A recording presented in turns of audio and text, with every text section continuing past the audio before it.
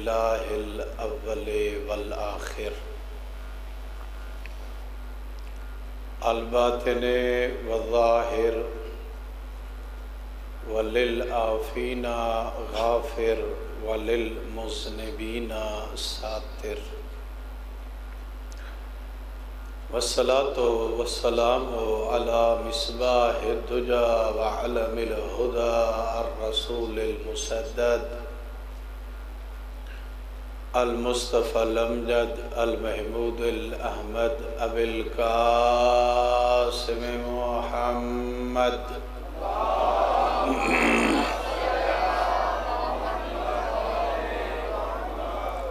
وعلى آلہ طیبین الطاہرین المعصومین الذین اذهب اللہ عنہم الرجس وطہرہم تطہیرا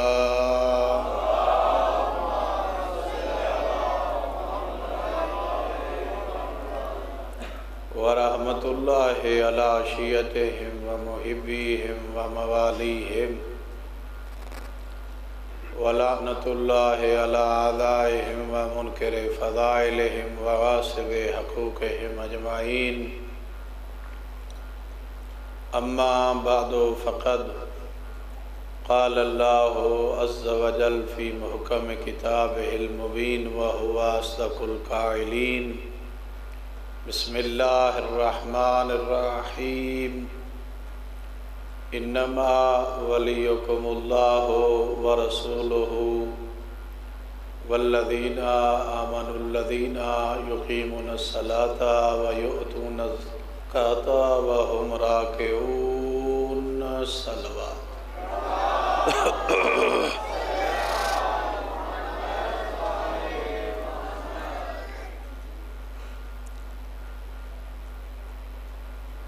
ارباب اسلام و ایمان،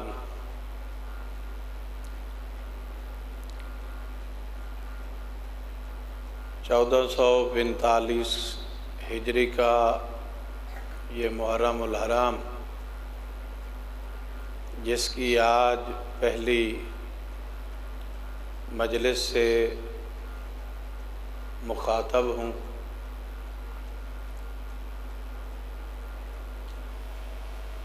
اللہ رب العزت مالک ذو جہان لم یزل ولا یزال خالق، آپ سب کا آپ نے گھروں سے آنا آپ کے ہر قدم کو نصرت مظلوم کربلا میں شمار فرمائے۔ جہاں جہاں پر بھی عزاداری مظلوم کربلا ہو رہی ہے، حسین کا مالک اللہ سب عزاداروں کی خود آپ حفاظت فرمائے۔ بانی عشرہ محرم الحرام، خدا ان کی سعی و محنت، خرچ، اخراجات، اہتمام و انتظام اپنی بارگاہ احدیت میں منظور فرمائے، اور ان کے بزرگان جو دار فانی سے انتقال کر گئے ہیں، مولا انہیں شافی امت مظلوم کربلا کی شفاعت نصیب فرمائے۔ عزیزان، ہم سب نہ یہاں پہ رسمی طور پہ جمع ہوئے ہیں، نہ ہی فقط بطور عادت کے اکٹھے ہوئے ہیں، بلکہ ہم احمد مختار محمد مصطفیٰ صلی اللہ علیہ وآلہ وسلم کی اس پیشین گوئی کا نتیجہ ہے جو زہرا سے خطاب کرتے ہوئے فرما رہے تھے کہ اللہ ایک ایسی قوم پیدا کرے گا جس کے جوان کربلا کے جوان شہداء کو یاد کر کے روئیں گے، جن کے بوڑھے کربلا کے بوڑھے شہداء کو یاد کر کے روئیں گے، اور جن کے بچے کربلا کے شہداء بچوں کو یاد کر کے روئیں گے۔ یہ اتفاق ہے؟ بالکل نہیں۔ یہ زہرائے بطول کی دعا کا نتیجہ ہے کہ اللہ نے ہمیں اس قوم سے قرار دیا ہے جو کربلا کو قیامت تک زندہ رکھنے کے لیے عزم کر چکے ہیں۔ یقیناً جو اس بارگاہ میں آ جاتا ہے وہ زہرا کی دعا لیتا ہے، اور جو اس بارگاہ کا انکاری ہے وہ رسول کی لعنت کا حقدار ہے۔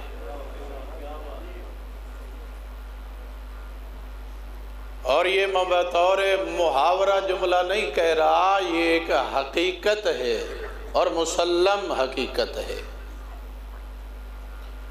کیونکہ پیغمبر نے دین ہم تک پہنچایا، اس دین کی حفاظت کرتے ہوئے مظلوم کربلا اپنے اعوان و انصار کے ساتھ کربلا میں شہید ہوئے، اور اس دین کی بقا اسی عزاداری کے ذریعے ہو رہی ہے، کیونکہ اس کربلا کا جو پہلا عزادار ہے اس جیسا نمازی کوئی نہیں، اس جیسا پرہیزگار کوئی نہیں، وہ خود سید الساجدین ہے، وہ خود زین العابدین ہے۔ توجہ فرمائی آپ نے۔ اور یہ ایام جو شروع ہو چکے ہیں، ماہ محرم کے چاند کو دیکھ کر ہم سب زہرا کے چاند پہ رونے کے لیے اکٹھے ہوئے ہیں، جی اسے پرسہ دینے کے لیے اکٹھے ہوئے ہیں۔ اس بات کی دلیل ہے کہ ہم اپنی زندگی کے ہر سانس میں علی ابن ابی طالب کا وہ جو عظیم استغاثہ تھا اسے لبیک کہہ کر حاضر ہوئے، اور جس جگہ پہ آپ بیٹھے ہیں یہ جگہ عام تھی جب یہ مشن حسین کے لیے ہو گئی ہے تو اب یہ عام نہیں رہی۔ توجہ چاہوں گا، بہت بڑی بات کی طرف آپ کو لے کر جانا چاہ رہا ہوں کہ جہاں پہ مجلس ہوتی ہے اللہ کے ملائک وہاں پہ آتے ہیں۔ ملائک کہاں آتے ہیں؟ مکہ بیت اللہ میں آتے ہیں۔ ملائک کہاں آتے ہیں؟ ریاض الجنہ مسجد نبوی میں آتے ہیں۔ ملائک کہاں آتے ہیں؟ جی حرم معصوم میں آتے ہیں۔ میں مجلس کی بات کر رہا ہوں، مجلس کی، کہ جہاں پر اللہ کے ملائک آتے ہیں، اور مجلس کے بعد جب واپس جاتے ہیں تو ان کے ابدان سے، ان کے اجسام سے ایک خاص قسم کی خوشبو معطر ہوتے ہیں۔ آسمان پہ جاتے ہیں تو دوسرے ملائکہ پوچھتے ہیں کہاں گئے تھے، کہاں سے آ رہے ہو، یہ خوشبو کیسی؟ جی تو جواب دیتے ہیں مجلس حسین میں گئے تھے۔ کہاں تھی مجلس؟ کہاں ختم ہو گئی؟ ذاکر چلے گئے، مومنین چلے گئے، کہاں نہیں بتاؤ تو صحیح تھی کہاں؟ جی اور جس کو اس بات پہ شک ہوتا ہے ان کے لیے بہت بڑی دلیل دینے جا رہا ہوں۔ آج کی اس پہلی مجلس کا بہت بڑا پیغام آپ کی سماعتوں کی نظر کرنے جا رہا ہوں۔ توجہ میری طرف رکھی، جب حضرت آدم کو اللہ نے اس دنیا میں جنت سے نکال کر دنیا میں بھیجا تو دنیا کی مختلف مخلوقات حضرت آدم کے استقبال کے لیے آئی، ان میں چند ہرنیاں بھی آئیں جو حضرت آدم کی زیارت کے لیے آئیں۔ جب وہ واپس جنگل میں گئی تو دوسری ہرنیاں پوچھنے لگی کہ آج سے پہلے ایسی خوشبو تو تمہارے بدن میں نہیں تھی جو آج آ رہی ہے۔ جی کہا تمہیں نہیں پتا، ہم اس کی زیارت کر کے آئی ہیں جو اللہ کی دھرتی پہ خلیفۃ اللہ ہے، ہم اس کو مل کر آئی ہیں جو اللہ کی طرف سے ہمارے اوپر معصوم نمائندہ مقرر ہوا ہے۔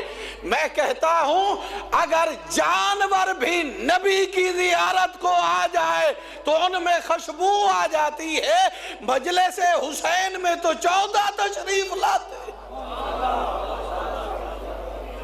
نعرہ تکبیر، نعرہ رسالت، کل ایمان، نعرہ حیدری، نعرہ خشنودی محمد و علی محمد بلندتر صلوات۔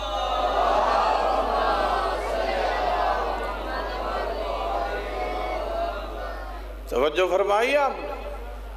ہاں یہ جگہ عام نہیں رہی، یہ جگہ خاص ہو گئی ہے، اور کتنی خاص ہو گئی ہے، کتنی خاص ہو گئی ہے، توجہ کتنی خاص ہو گئی ہے، اتنی عظیم ہو گئی ہے کہ ہماری سوچوں سے بھی بلند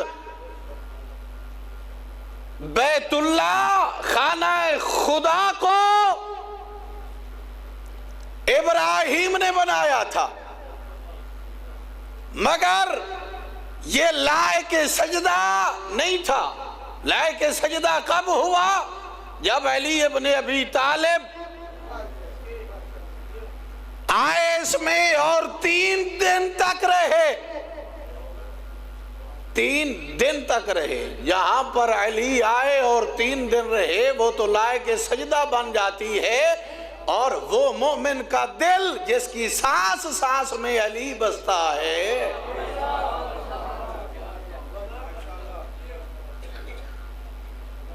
جی جس کے دل میں، جس کی ہر سانس میں علی بستا ہے، وہ کتنی عظیم تر ہے۔ اسی لیے پیغمبر نے فرمایا تھا حرمت المؤمن افضل من الکعبہ، کہ مومن کی حرمت کعبہ کی حرمت سے بلند ہے۔ درود پڑھیے بابا دے بلند۔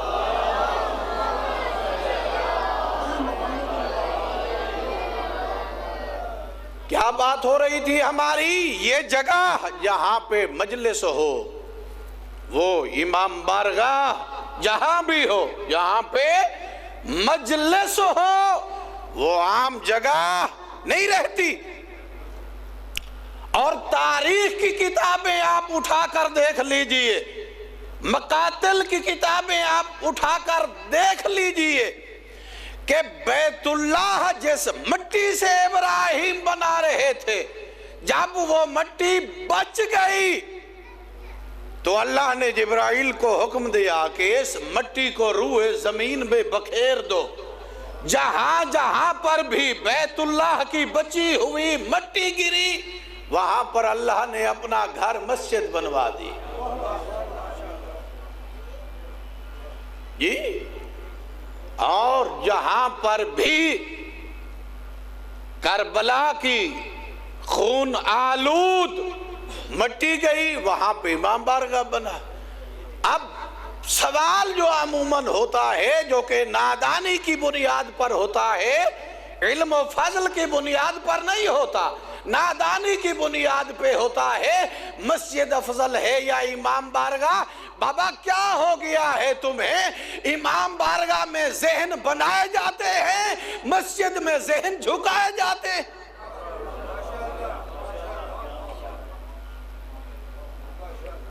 فرق تلاش مت کر، فلسفہ سمجھ کہ امام بارگاہ میں ذہن بنائے جاتے ہیں، بتایا جاتا ہے، تیار کیا جاتا ہے، پرورش کی جاتی ہے، تربیت کی جاتی ہے، اصلاح کی جاتی ہے، ایک لائن دی جاتی ہے کہ کس پر آپ نے چلنا ہے، مسجد میں جا کر وہی نمونہ پیش کرنا ہے، جو سیکھ کے آئے ہیں اس پر عمل کر کے دکھائیں۔ صلوات پڑھیں محمد و آل محمد کی۔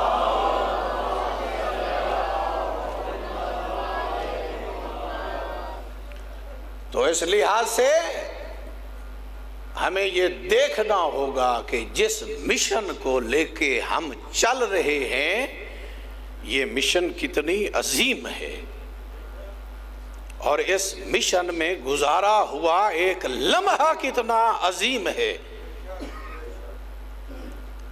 میں اس عشرے میں جو کچھ بیان کرنا چاہتا ہوں، میں آج اس کی آپ کو ہیڈ لائن سنا رہا ہوں، اور توجہ رکھیں کہ یہ عشرہ خالصتاً رضائے خدا کے لیے اور ائمہ خدا کے بتائے ہوئے دین اور صراط مستقیم کی طرف نمائندگی ہوگا، کہ جس سے ہم معرفت بھی حاصل کریں، ہمارے اندر علم اور شعور بھی آئے، اور ہم کوشش کریں گے کہ سمجھ سکیں کہ وہ کون سی عزاداری ہے جس کے لیے معصوم ارشاد فرما گئے تھے کہ یاد رکھو قیامت تک ذکر حسین ایسی حرارت ہے جو کبھی ٹھنڈی نہیں پڑے گی۔ توجہ فرمائی آپ نے۔ حاجی حج پہ جاتے ہیں تو حج پہ کیا ہوتا ہے؟ عموماً ایک جگہ ہے جسے مشعر الحرام مزدلفہ کہتے ہیں، جہاں پہ حاجی رات کو ٹھہرتے ہیں اور وہاں سے کنکریاں جمع کر کے، وہیں سے کنکریاں جمع کر کے، کسی اور جگہ سے حاجی کنکریاں لے کے نہیں آ سکتا، وہیں سے یہ ضروری ہے کہ وہیں سے کنکریاں جمع کرنی ہے، باہر سے نہیں لے کے آ سکتا، وہیں سے کنکریاں جمع کر کے شیطان کو مارنی ہے، بار بار مارنی ہے، 3 دفعہ مارنی ہے، 3 دن تک مارنی ہے، جمع بھی وہیں سے کرنی ہے، شیطان کو کنکریاں مارنی بھی وہی ہے۔ کیا وجہ؟ کیونکہ شیطان نے جو پہلا بت توحید کے خلاف بنایا تھا وہ اسی جگہ کا تھا۔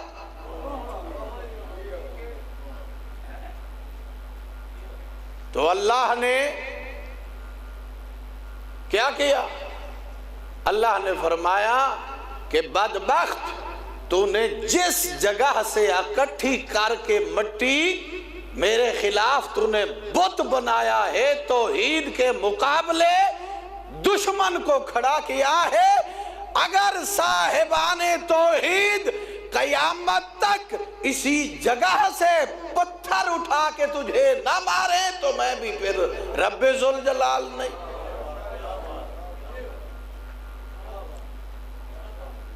یہ سنت الہی ہے۔ ہمیں ان پیغامات کو سمجھنے کی ضرورت ہے کہ امام بارگاہ میں جب ہم آ گئے ہیں تو یہ امام بارگاہ کون سا مقام ہے جہاں پہ ہم عموماً کہتے ہیں کہ ہمارے ائمہ کی آمد ہے، یہاں پہ آتے ہیں۔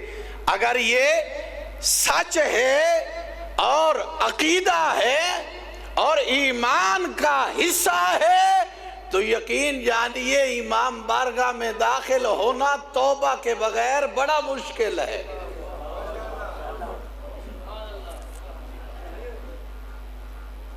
توجہ فرمائی آپ نے، ناراض تو نہیں ہو گئے؟ صلوات پڑھیں محمد و آل محمد کے۔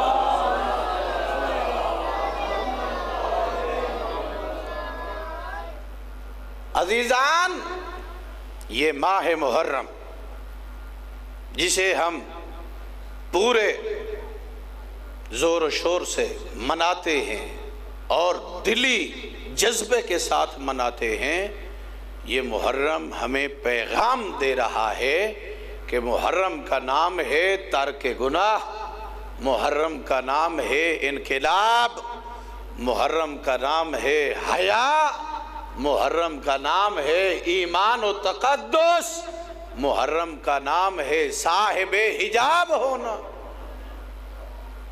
یہ خود ایک مہینے کا پیغام ہے، یہ اس کا شرف ہے جی ہاں، اور اس شرف سے وہی برابر ہو سکتا ہے جو اس مہینے کے تقدس کو جانتا ہو، احترام کو جانتا ہو، اور عزاداری مظلوم کربلا اس انداز میں منائے جیسے سید سجاد نے ہمیں درس دیا ہے۔ یہ لوریاں سنانے کی جگہ نہیں ہے،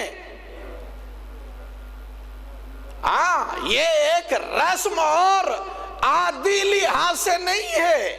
اور میں نے کئی دفعہ کہا ہے، یہ مجلس میں آنا، محرم کی مجالس میں شرکت کرنا، اسے اتفاق مت سمجھیے۔ یہ تو جس کے نام پہ مہر لگی ہے اسے نصیب ہوتا ہے۔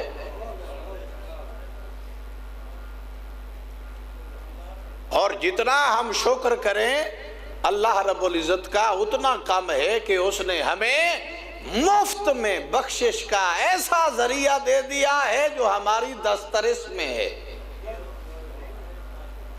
ہے بخشش کا ذریعہ ہے بھی ہماری دسترس میں، ہماری پہنچ میں، ہم اپنے گناہوں کو معاف کرا سکتے ہیں۔ اور عزیزان، امام بارگاہ جب تشریف لائیں تو اس مقدس مقام کو اور مجلس حسین کو اس انداز میں سامنے رکھیں کہ اجماع کر کے ولایت علی سے انکار کیا گیا تھا، اللہ نے اسی کے مد مقابل ہمارا اجماع اکٹھا کر کے ولایت علی کا پرچار کرایا۔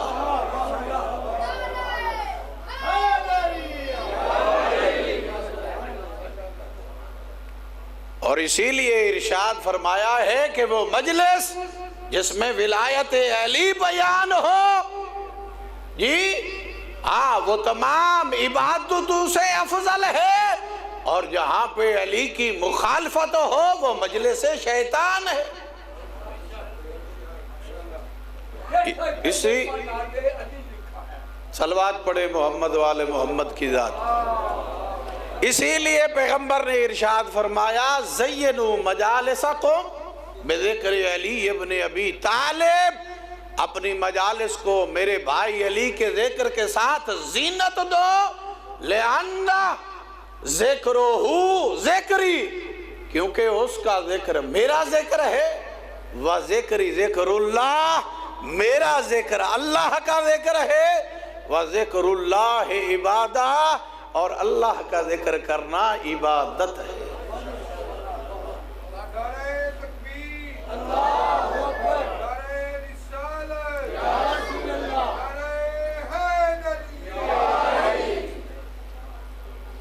تو یہ مجلس جو دین کے پرچار کا ایک بہت بڑا سبب ہے، ایک بہت بڑا ذریعہ ہے۔ مجلس کس کی ہے؟ حسین کی۔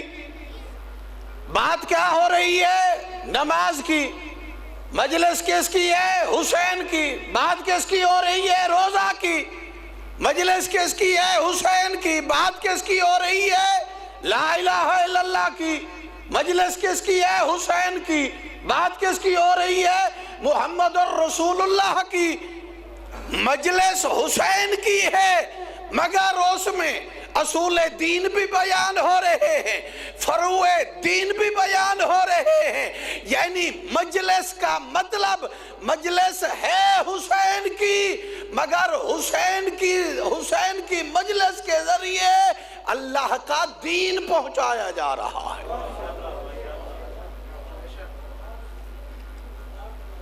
جہاں پر بھی مجلس ہوتی ہے کیا ہوتا ہے وہاں پہ؟ یہی ائمہ کے فضائل بیان ہو رہے ہیں، نماز بیان ہو رہی ہے، حج بیان ہو رہا ہے، احکام دین بیان ہو رہے ہیں، تو امام حسین علیہ السلام کا ذکر تمام عبادتوں کو ایک جگہ پہ جمع کرنے کا نام ہے۔ عزیزان، کبھی جب آپ اس اینگل سے دیکھیں گے مجلس کی روحانیت کو، تو پھر آپ کو جو مد مقابل ہو رہا ہے بطور رسم کے، وہ آپ کو واضح طور پہ نظر آئے گا کہ نہیں، عزاداری اور یہ کام آپس میں نہیں جڑتے۔ ہمیں مجلس بھی ایسی کرنی ہے جس میں دین خدا کی دھجیاں نہ اڑائی جائیں، ہمیں عزاداری بھی ایسی کرنی ہے جس میں امام حسین علیہ السلام کا مقصد منشور نظر آئے، ہمیں مجلس بھی ایسی کرنی ہے کہ جس میں ہمیں اطاعت خدا کا درس ملے، جہاں سے ہمیں ترک گناہ کا درس ملے، جہاں سے ہمارے ایمان اور معرفت میں اضافہ ہو، جہاں پہ ہمارے شعور میں اور ایمان میں اضافہ ہو۔ مجلس اس وقت حقیقی مجلس ہے جب اس مجلس سے ہمیں یہ درس ملے کہ دین کی بقا کے لیے اگر حج کو عمرے میں بھی تبدیل کرنا پڑے تو نہیں گھبرانا چاہیے۔ صلوات پڑھیں محمد والے محمد کی۔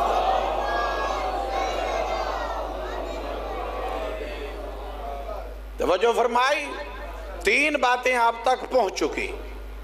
مجلس بہت بڑی عظیم عبادت ہے، جس جگہ پہ مجلس ہو وہ عام جگہ نہیں ہے، وہ قیمتی جگہ ہے، اور اسے اسی انداز میں دیکھنا چاہیے جو اس کا تقدس ہے، اور مجلس کا پیغام وہی پیغام ہونا چاہیے جو مدینے سے مکہ، مکہ سے کربلا تک امام حسین نے دیا۔ کیوں؟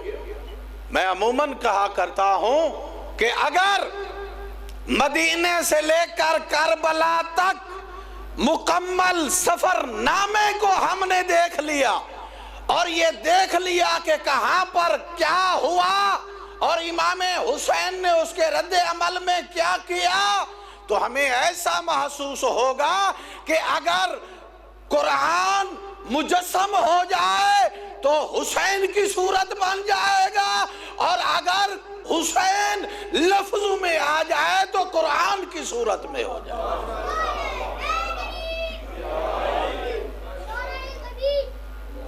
چونکہ حسینیت، امام حسین قرآن مجید کا ایک عملی نمونہ ہے، جس نے اس انداز میں عمل کر کے دکھایا ہے۔ کبھی حضرت امام حسین کو حضرت موسیٰ کا مثیل قرار دیا جاتا ہے، کبھی حضرت ابراہیم کے ساتھ تشبیہ دی جاتی ہے، کبھی حضرت یوسف کے ساتھ تشبیہ دی جاتی ہے۔ آپ قرآن اٹھا کر دیکھیں اور اس کی تفاسیر کو دیکھیں تو آپ کو جگہ جگہ پہ یہ نظر آئے گا کہ امام حسین علیہ السلام کی ہجرت بالکل ویسی ہجرت تھی جیسے ابراہیم کی تھی، جیسے موسیٰ کی تھی، جیسے محمد مصطفیٰ کی تھی۔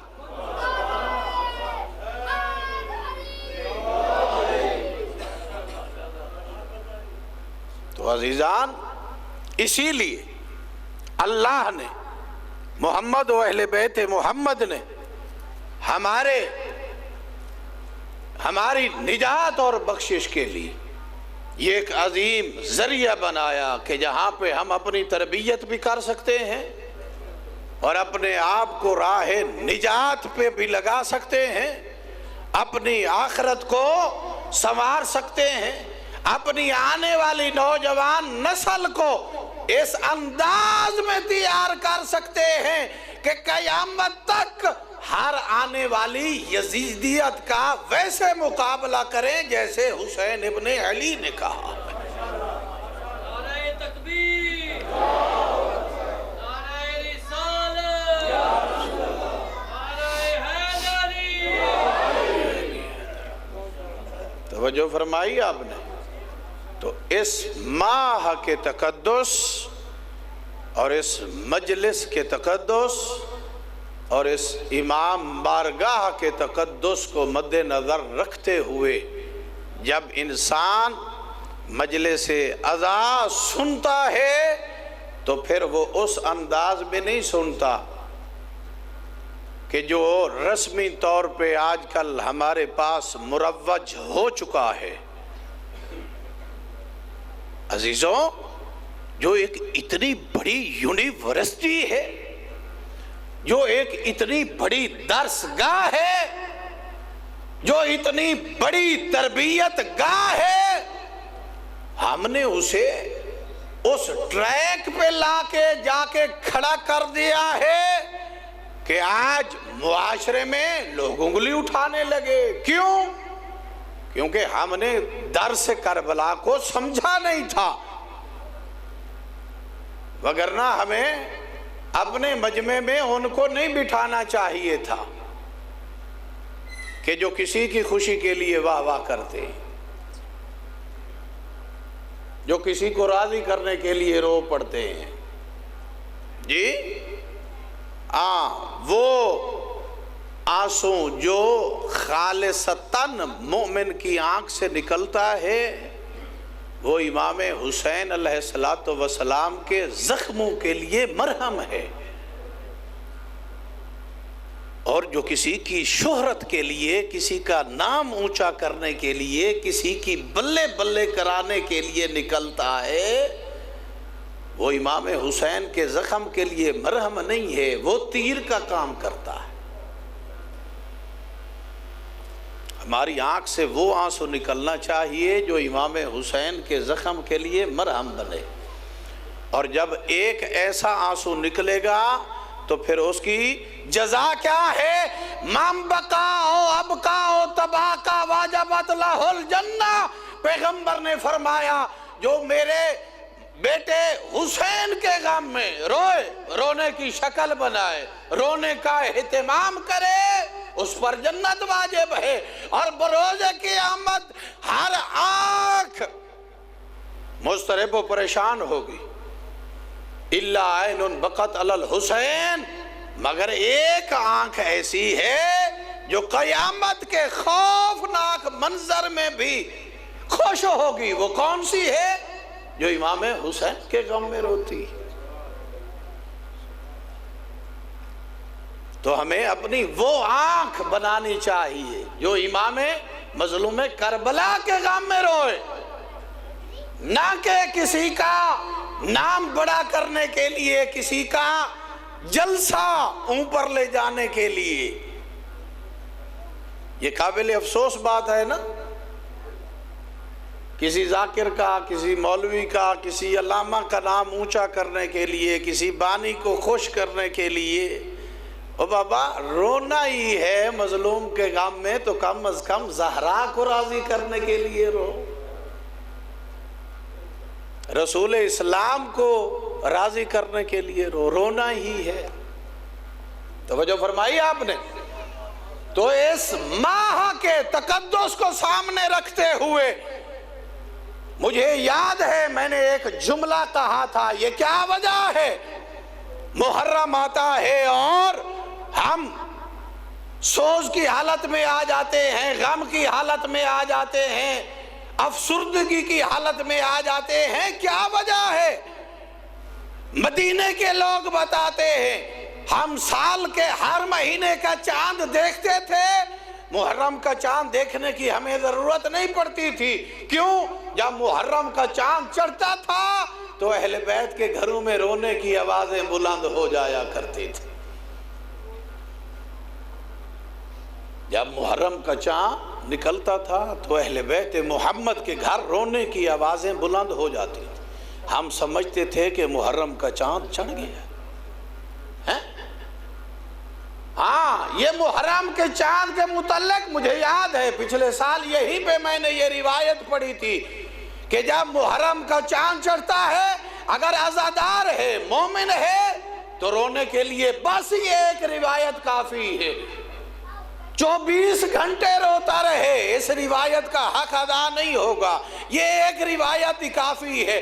جب محرم کا چاند چڑھتا ہے تو اللہ جبرائیل کو حکم دیتا ہے جبرائیل جی رب جلیل حسین کا جو زخمی کرتا ہے نا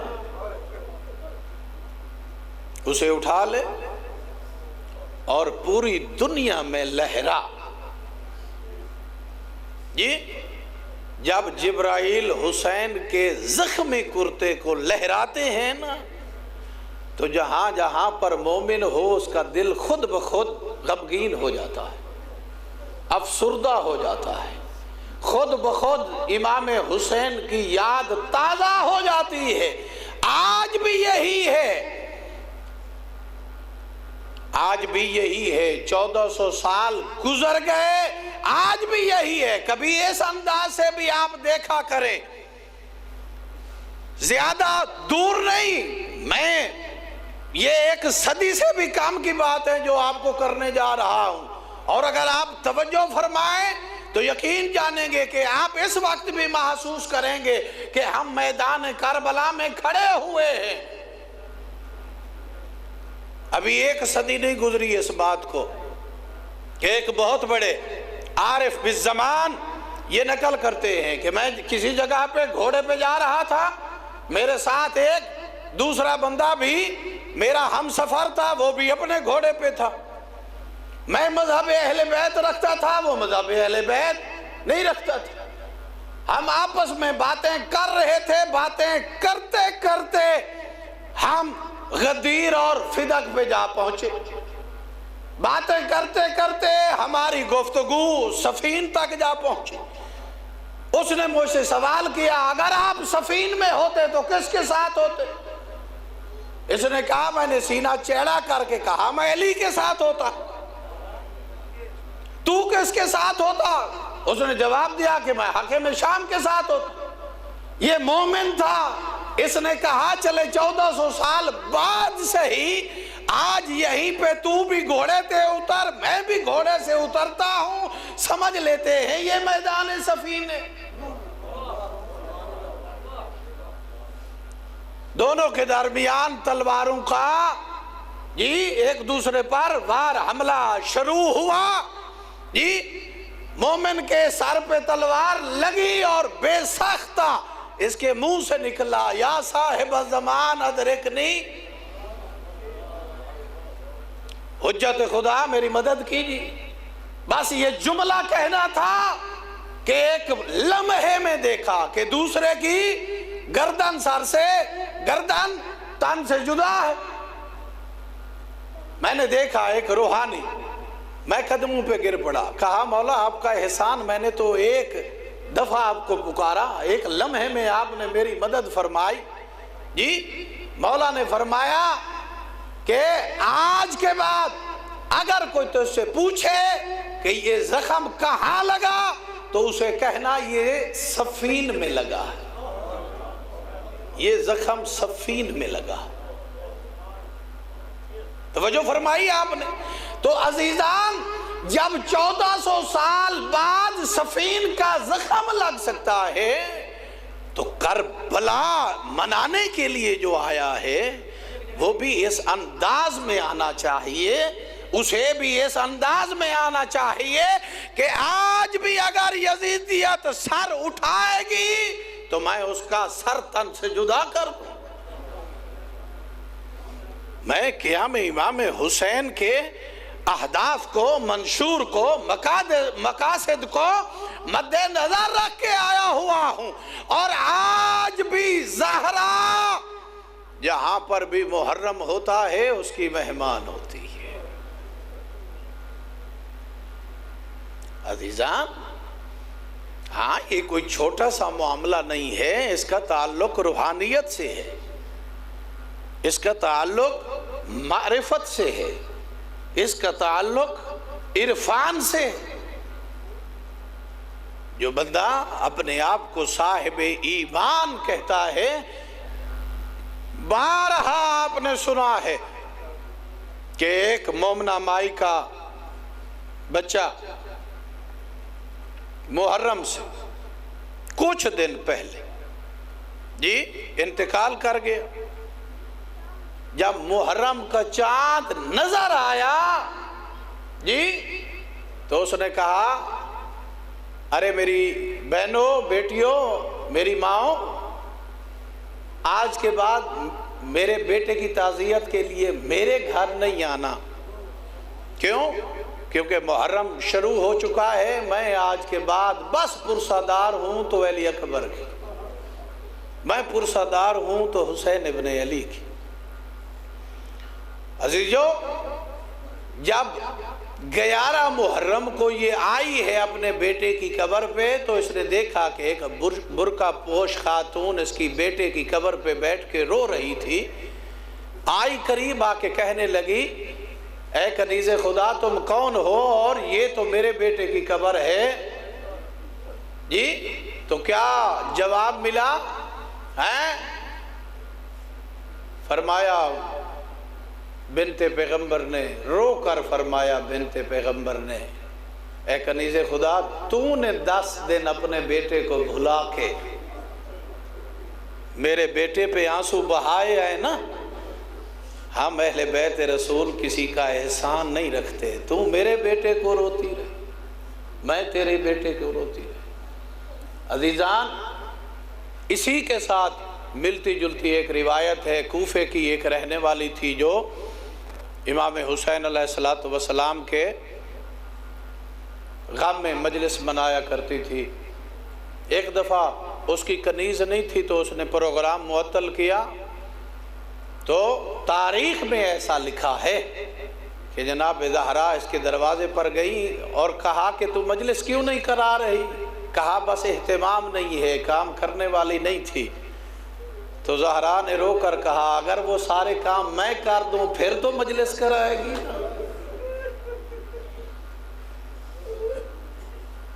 نہیں فرمائی، آپ نے توجہ نہیں فرمائی، رونے کے لیے یہ ایک لفظ ہی کافی تھا، زہرا جی کتنی مشتاق ہے تیرے ان آنسوؤں کی جی، اور کتنی قیمت ہے تیرے ان آنسوؤں کی۔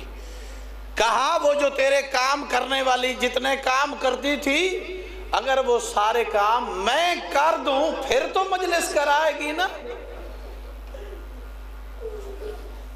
جی۔ ہاں، اجرکم اللہ عزادارو، امام حسین کے ایام کو اس انداز میں منایا کرو، اجرکم اللہ۔ حسین کی ماں زہرا آپ سب سے راضی ہو، آیت اللہ قازوینی اس روایت کو نقل کرتے ہیں، بہت بڑے عالم دین عراق کے، ڈھیر ساری کتابیں بھی انہوں نے لکھی۔ آیت اللہ کاظم قازوینی اس روایت کو نقل کرتے ہیں کہ میں امام حسین علیہ السلام کی مزار اقدس پہ رہ رہا تھا، 7ویں یا 9ویں جمعرات تھی، میں نے دیکھا مظلوم کربلا کو اپنی قبر سے باہر آئے، دروازے تک گئے، پھر واپس آئے۔ تو جب مولا قبر سے باہر آئے تو مولا کا سر سے لے کر پاؤں تک کوئی ایسی جگہ نہیں تھی جہاں پر زخم نہ ہو جی، زخموں سے چور چور بدن، آبرو پھٹے ہوئے جی، ہاں ہونٹ کٹے ہوئے۔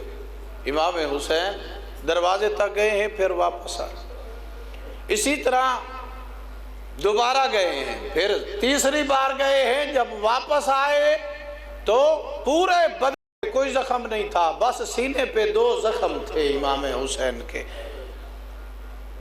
آیت اللہ قازوینی کہتی ہے، میں نے اپنے مولا سے دست بستہ گزارش کی، مولا خیر تو تھی، آپ 5 دفعہ دروازے کی طرف گئے بھی ہیں اور واپس بھی آئے ہیں، تو میرے مولا نے ارشاد فرمایا، قازوینی ہر جمعرات میرا نانا محمد آدم سے لے کر تمام انبیاء کو میرا شکریہ ادا کرنے کے لیے میں پہلی دفعہ جب گیا ہوں نا اپنے نانا کے استقبال کے لیے گیا، دوسری دفعہ گیا ہوں تو بابا علی کے استقبال کے لیے گیا ہوں، تیسری دفعہ گیا ہوں نا تو میری زخمی ماں بقیہ چھوڑ کے آئی ہوئی تھی، اس کے استقبال کے لیے گیا ہوں۔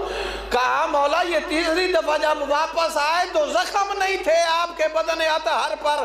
مولا نے ارشاد فرمایا پوری دنیا میں جہاں جہاں پر بھی مجلس ہوتی ہے اور ذاکر و عالم و مصائب پڑھتے ہیں اور مومن روتے ہیں، اللہ فرشتوں کو حکم دیتا ہے کہ آنسوں کا پانی جمع کر کے میری ماں زہرا کے پاس پہنچائیں۔ وہ مومنوں کی آنسوں کا پانی اماں زہرا جب میرے زخموں میں ڈالتی ہے نا تو وہ آنسوں کا پانی مرہم بن جاتے ہیں، میرے زخم ختم ہو جاتے ہیں۔ کہا ابن رسول اللہ یہ دو زخم کون سے ہیں؟ یہ تو پر نہیں ہوئے۔ کہا قیامت تک روتے رہو، دریا بنا دو، سمندر بنا دو، یہ دو زخم ختم نہیں ہو سکتے۔ کہا مولا کون سے دو زخم ہے؟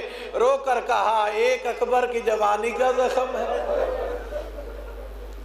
ایک اکبر کی جوانی کا زخم ہے، اور دوسرا زینب کی چادر کا زخم ہے۔ کاظمینی تجھے کیا پتا مجھے زینب کی چادر کا کتنا درد اور کتنا گہرا زخم ہے۔ اجرکم علی اللہ عزادارو، حسین کی ماں آپ سب سے راضی ہو، آج یکم محرم الحرام ہے، رونے کے ایام ہے۔ عزیزو وطن ہر کسی کو پیارا ہوتا ہے، وطن چھوڑنا آسان نہیں ہوتا جی، اور وطن بھی کیسا جہاں پر رسول خدا جیسا نانا دفن ہو، جہاں پر زہرا جیسی ماں موجود ہو جی۔ وطن کا کیسا وطن جہاں پہ بھائی حسن مجتبی جیسا موجود ہو۔ اس طرح کے وطن کو چھوڑنے کا کسی کا بھی دل نہیں کرتا۔ آزادارو بڑا مشکل مرحلہ تھا مظلوم کربلا کے لیے وطن چھوڑنا، یہ آسان کام نہیں تھا۔ یہ تو ندائے قرآن تھی جسے امام حسین نے پورا فرمایا۔ مسجد نبوی میں قرآن کی تلاوت فرما رہے ہیں، نعت کے قرآن ہے نا جی، بتا دیا اس نے کہ اہل دنیا تم سفین میں سامت قرآن کو نیزے پہ کھڑا کر کے دنیا کو دھوکہ دے سکتے ہو، میں نعت کے قرآن ہوں، اگر نیزے پہ بھی چڑھ گیا پھر بھی حق بتاؤں گا جی۔ نعت کے قرآن کی تلاوت فرما رہے تھے، قرآن سے آواز آئی ابن رسول اللہ تیرے نانا کی امت میری زبروں کو چھیننا چاہتی ہے۔ کہا زبردست بازو دوں گا، کہا پیش چھیننا چاہتے ہیں، کہا ہم شکل پیغمبر دوں گا، کہا زیریں چھیننا چاہتے ہیں، کہا زیر شیر صغیر اصغر دوں گا جی۔ جب قرآن نے کہا نا میرا غلاف چھیننا چاہتے ہیں، جتنا بڑا تھا صابر حسین چپ ہو گئے جی۔ پھر رو کر فرمایا تیرا غلاف بچانے کے لیے چادر تطہیر دے دوں گا، تیرا غلاف بچانے کے لیے آیا تطہیر کی مالکہ بازاروں اور درباروں میں خطبے پڑھے گی۔ اجرکم علی اللہ عزادارو، میں نے روایات میں یہ دیکھا ہے، اور اگر یہ روایت میں آپ تک پہنچا سکا اور آپ سمجھ بھی گئے تو یقین کریں اتنا ہی گریہ ہوگا جتنا مالک چاہتے ہیں۔ عزیزان روایات میں نے یہ دیکھا ہے کہ جب مظلوم کربلا نے حضرت عباس سے مخاطب ہو کر کہا ہے نا کہ بھئی عباس جاؤ مدینے میں منادی کرو، پردہ کر جائے زینب عالیہ باہر آ رہی ہے، یہ مقتل کی روایت کے لفظ ہیں کہ جب حضرت عباس نے کہا ہے نا، ابا کے ساتھ اشارہ کیا ہے، الحجاب، انسان اپنی جگہ پہ درختوں پہ بیٹھے ہوئے پرندے بھی پرواز کر گئے جی۔ الحجاب، درختوں پہ بیٹھے ہوئے پرندے بھی پرواز کر گئے۔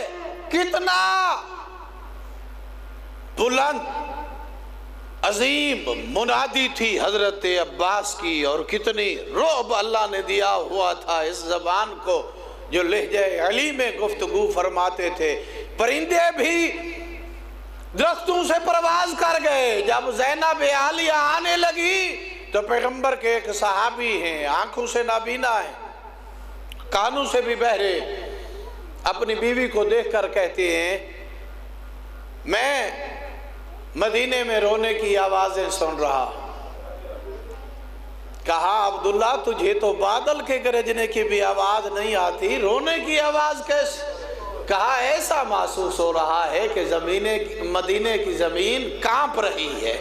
کہا تجھے شکر کرنا چاہیے کہ تو نابینا ہے، تجھے نہیں پتا کہ آج وہ گھر سے باہر آ رہی ہے، جی جس کا سورج و چاند حیا کرتے ہیں۔ اجرکم علی اللہ عزادارو، عبداللہ نے اپنی بیوی کو کہا مجھے لے چلو، کم از کم وہ محملوں پہ سوار ہوتے رہیں گے، تو مجھے بتاتی رہنا کہ اب کون سوار ہو رہا ہے، اب کون سوار ہو رہا ہے۔ عبداللہ اپنی بیوی کے ساتھ وہاں پہ آن کھڑا جہاں پہ محلہ بنی ہاشم کا گھرانہ شروع ہوتا تھا۔ جب سید سجاد کی نگاہ پڑی، نیام سے تلوار نکال کر جذبے کے ساتھ کہا عبداللہ تجھے نہیں پتا وہ گھر سے باہر آ رہی ہے جو نانا کے روضے پہ بھی آدھی رات کو جایا کرتی تھی۔ امام حسین آگے بڑھے، کہا بیٹا سجاد صبر کرو، اور تو نے پھپھی زینب کو بازاروں میں ننگے سر اور درباروں میں ننگے سر خطبے پڑھتے ہوئے دیکھنا ہے۔ اجرکم علی اللہ عزادارو، جب پورا قافلہ محملوں پہ سوار ہو گیا، غریب نینوا کا قافلہ چلنے لگا، آخری الوداع کے لیے مظلوم کربلا اپنے نانے کے روضے پہ آئے، ایسے آئے جیسے ایک بادشاہ کو ملنے کے لیے آتا ہے۔ پورے جاؤ حشم کے ساتھ نانا کے پاس آئے اور رو کر کہا نانا کوئی اور آئے نہ آئے یہ تیرا نواسہ واپس نہیں آئے گا۔ پھر بھائی حسن کی قبر پہ گئے، مگر جب حسین آئے نہ ماں کی قبر کی طرف، ارباب مقاتل نے لکھا ہے نہ حسین چل کے آئے ہیں بلکہ جیسے 6 ماہ کا بچہ اپنی ماں کی گودی میں آتا ہے، حسین ایسے ماں کی قبر پہ آئے، ماں کی قبر کو گلے لگایا اور رو کر کہا اماں الوداع کہنے کے لیے آیا ہو، اور جسے تو نے چکیاں پیس کے پالا، اور تیرا پیاسا بیٹا، اور تیرا مقتول بیٹا، اور گھوڑوں کے سنبو کے نیچے پامال ہونے والا بیٹا۔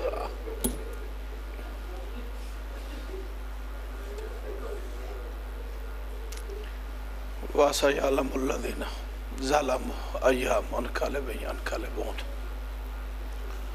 خدایا بحق محمد و آل محمد